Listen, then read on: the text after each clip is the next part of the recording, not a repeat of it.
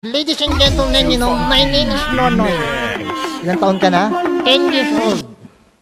Ano gusto mong maging? 11 years old. Hindi, ibig sabihin, ano gusto mong maging paglaki mo? O, tagnalaki na ako. Ano gusto mong maging? Gusto ko naging sundalo. Sundalo? Bakit? Ngayon pa? Bakit?